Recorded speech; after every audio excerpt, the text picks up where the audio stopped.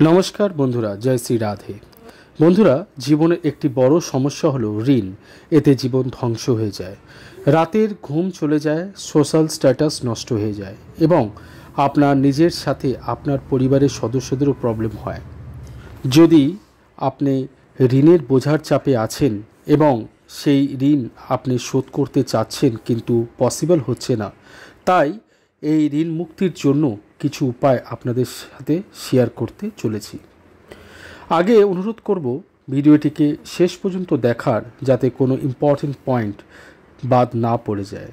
দেখুন, আপনাদের জন্মছকে যদি সূর্য, চন্দ্র, বৃহস্পতি ও শনি খারাপ হয় অথবা এনাদের রিলেটেড কিছু খারাপ হয়, যেমন বহু পুরনো কোনো রোগে আপনারা ভুগছেন বা আপনাদের কোনো রিলেটিভের সাথে জমি সংক্রান্ত অথবা সম্পত্তি সংক্রান্ত বিষয় নিয়ে কোনো বিবাদ হচ্ছে, বা আপনার বাড়ির নল দিয়ে জল অনবরত পড়ে যাচ্ছে, আপনার সামাজিক প্রতিষ্ঠিতি নষ্ট হয়ে যাচ্ছে, বা আপনি মিথ্যে অপবাদের শিকার হচ্ছেন, কেউ আপনার ইম্পর্টেন্ট দিচ্ছে না, এগুলো মুখ্য গ্রহের লক্ষণ চন্দ্র, সূর্য, বৃহস্পতি ও শনি দ্বারা প্রভাবিত হয়।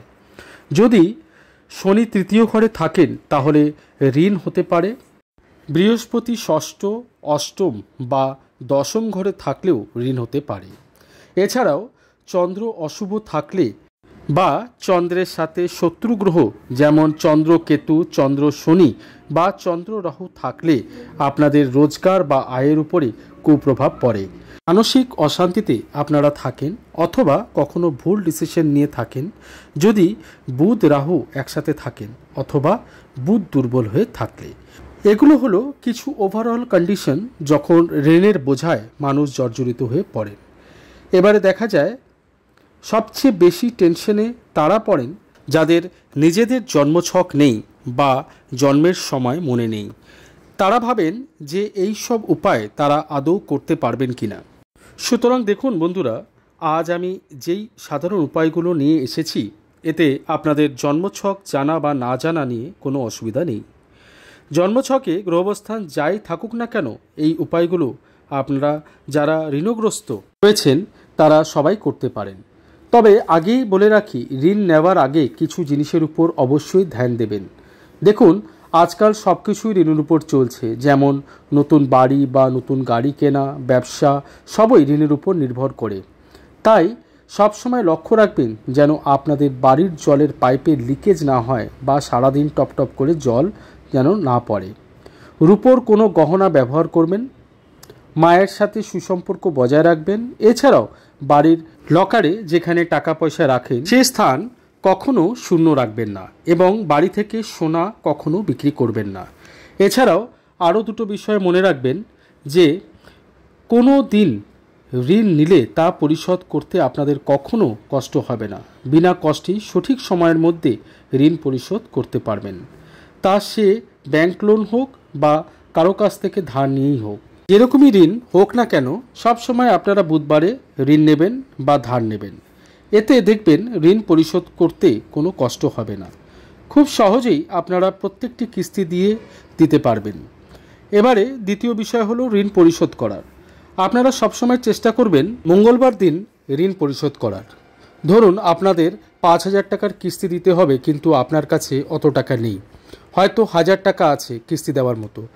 তাহলে আপনি যে কোনো মঙ্গলবার সেই কিস্তি দিয়ে দিন। এরপর আপনি যে কোনো প্রকারই হোক সেই কিস্তি টাকা খুব সহজেই জোগাড় করতে পারবেন, কারণ মঙ্গলবারের দিন পরিশোধ করা কিস্তি সবসময় ঋণ মুক্তি করায় এবং বুধবারের দিন ঋণ নিলে তা সহজেই পরিশোধ করা যায়। এবারে আসি সেই উপায় যার দ্বারা আপনারা সহজেই ঋণ মুক্তি পেয়ে যাবেন।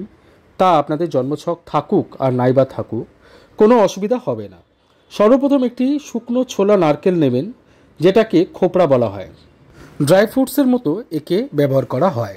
এবারে এর উপরের অংশটা কিছুটা কেটে নেবেন ঢাকনার মতো করে। এবারে এর ভেতরে একটি শুকনো মিশ্রণ ভরতে হবে। এর জন্য প্রয়োজন কিছুটা আটা অথবা সুজি, এতে মেশাবেন চিনি এবং সাদা আর কালো কিছুটা তিল এবং দেশি ঘি মিশিয়ে কড়ায় হালকা করে ভেজে নেবেন এবং শুকনো নারকেলের সেই ঢাকনার মতো কাটা অংশটিকে এই মিশ্রণে কুড়িয়ে নিয়ে মেশাবেন। এতে কোনো প্রকার জল দেবেন না, একদম শুকনো ঝুরঝুরে হবে। এবার এই মিশ্রণটিকে যতটা সম্ভব ঠেসে ঠেসে নারকেলের ভেতরে ভরবেন। এবারে এই মিশ্রণ ভরা খোপড়াটিকে অশ্বত্থ গাছের গোড়ার মাটিতে আধা নারকেল গেঁথে থাকবে এমনভাবে রাখবেন। আধা গাঁথা থাকলে নারকেলটি আর পড়ে গিয়ে মিশ্রণগুলো পড়ে যাবে না। ওপরের থেকে কোনোভাবে ঢাকবেন না, মুখটা খোলাই থাকবে। মনে রাখবেন, অমাবস্যার সন্ধ্যাবেলায় অশ্বত্থ বৃক্ষের নিচে এটিকে রেখে আসবেন। প্রতি অমাবস্যায় এই উপায়টি করবেন যতদিন না আপনাদের ঋণ শোধ হয়। আমার বেশ কিছু ক্লায়েন্ট এর থেকে কিন্তু উপকার পেয়েছেন।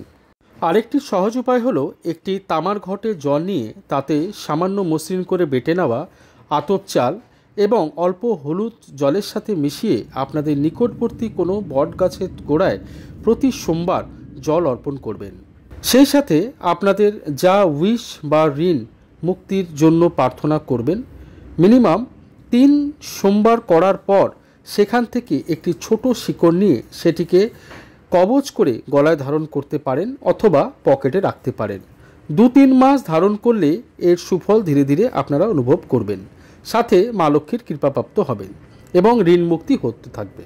আরেকটি উপায় হলো, একটি তেলের প্রদীপের মধ্যে একটি লবঙ্গ দিয়ে মহাদেবের নাম স্মরণ করে বট গাছের নিচে প্রতি মঙ্গলবার শনিবার আপনার ঋণ মুক্তির জন্য প্রার্থনা করতে পারেন। তাহলে বন্ধুরা, আজকের এই আলোচনা এখানেই সমাপ্ত করছি। যদি আমার প্রচেষ্টা আপনাদের ভালো লেগে থাকে তাহলে অবশ্যই লাইক এবং কমেন্ট করবেন, এবং নতুন বন্ধু হয়ে থাকলে চ্যানেলটিকে সাবস্ক্রাইব করতে ভুলবেন না। সেই সাথে বেল বাটন অবশ্যই প্রেস করবেন। সবাই সুস্থ থাকুন এবং ভালো থাকুন। ধন্যবাদ।